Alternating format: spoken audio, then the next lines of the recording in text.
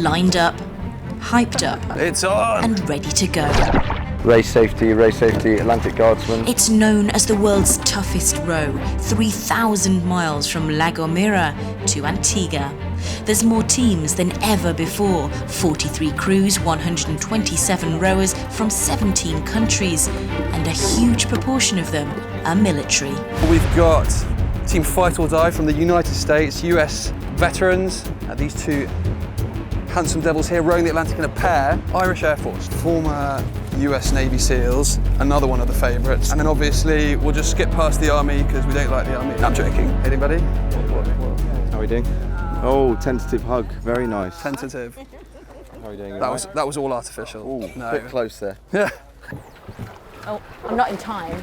Or maybe you're not in time with me. You set the time, exactly. The guardsmen took me out to train me up, just in case they need a backup. First reserve. Yes, first reserve. Some have done all this before, others not so much. What's the closest you've done to this? What's the closest thing that... I haven't really been on the sea before, so I couldn't really say that I've done anything comparable, no. Concerns. I think the weather, potentially, that's just the biggest unknown. We don't know what's going to be thrown at us.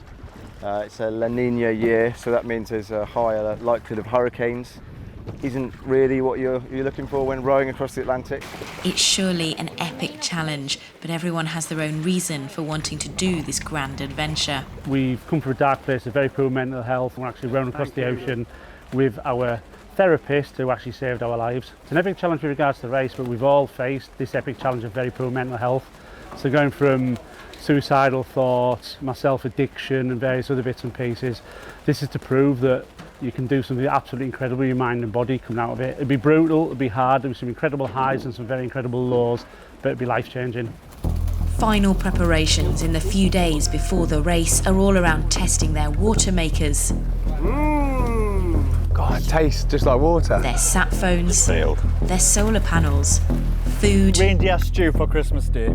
and the all-important seat pads, with everyone opting for a slightly different style. That is going to be so minging when it gets to Antigua, isn't it?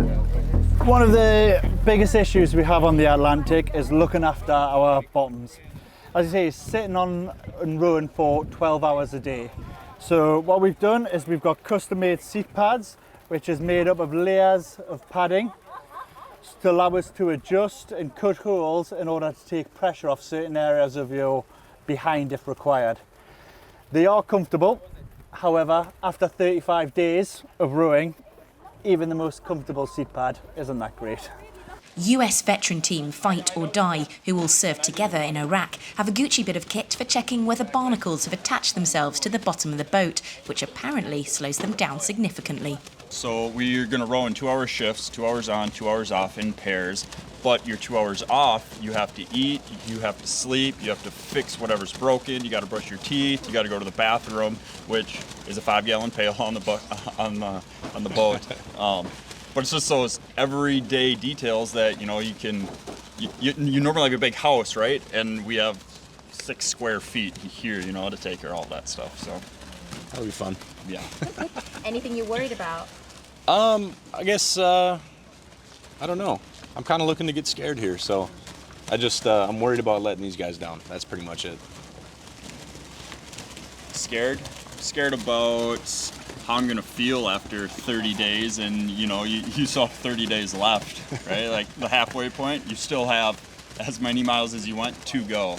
Like that's a pretty daunting thought. Yeah. The number of serving and military veterans here seems to increase year on year. Even the race safety team are almost all military. As the word spreads, it grows, and the chain of command is now more engaged. They're more aware of where this sits within the spectrum of sport versus adventure training, and this ticks all the boxes that the military could possibly want. It's leadership, it's individual development, it's overcoming adversity, all the things that you could possibly look for someone that's serving is given by doing the challenge of this scope. I bet you worry about them all the way across though, don't you? I sleep a lot better when everyone's in, for sure. Have the Atlantic Guardsmen got any secret weapons? Hannah in the cabin. We've set off. Oh, right. Yeah, that's our secret weapon. 3 days head start. Hannah King, Forces News.